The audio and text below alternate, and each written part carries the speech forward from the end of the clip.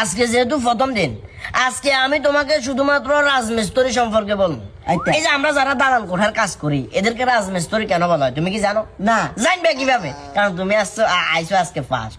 রাজমিস্ত্রি বলার একটাই কারণ, সেটা হচ্ছে উপমহাদেশের একজন নাম করা রাজা, আল্লাহু আকবার, যদিও এখন সে নাই, দুনিয়াতে মারা গেছে।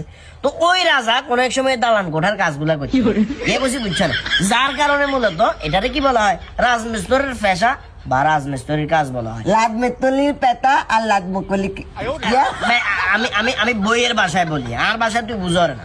ইটের উপরে ইট রেখে সেখানে মশলা দিয়ে কুনি দিয়ে দুইটা বার দিয়েছে দালান কোঠা তৈরি করে, তাকে রাজমিস্ত্রি বলে। কেউ যদি জিজ্ঞাসা রাজমিস্ত্রি কাকে বলে, সংজ্ঞা দিবে কিয়া? ইটেলি বলে ইটলেকে দাকে লাতা মেলে চাঁদের ফুটাই হিকিচ্ছা, তুই বইয়ের ভাষাও হারো না, আর ভাষাও হারো না, কাজের ভাষা দিয়ে তোরা একটু বুঝাই। এটা একটা ইট, ধরো ইন্দে একটু ভাঙ্গা আছে না, দি পরিপূর্ণ একটা ইট আছে ধরো। দি এখন আমি যখন গড় করবে যাবো, আর পুরা হয়তো ইটে গাছ লাগতো না। ইটে গাছ যদি না লাগে, তখন যেটা করবো, ইটেটার এভাবে ধরবো, এরপর কুনি আছে, কুনি দিয়ে ঠাস করে একটা বাড়ে দিব। কি করছি বুঝছো না? দি। দাও ঠাস করে, আমি ইট ধরছি, তুমি ঠাস করে একটা বাড়ে দিও।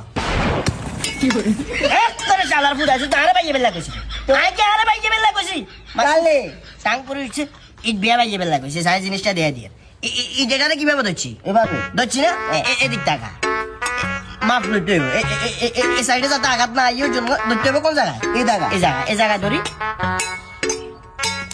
এই যে ভাঙ্গি গেছে, এইভাবে করে করে ভাঙ্গি ভাঙ্গি ভাঙ্গি ভাঙ্গি গিয়ে করতে হইব, কি করতে হবে মিলাইতে হইব। ধর এটা ধর, আয় ধরছি তুই বাইয়া, ও মারি পিছে ছাড়া, ও তাত ও তাত যা যা যা, আমি বলে গেল যা, আর কামাই কা করবো, ইলে তো হলাইন রাখি না।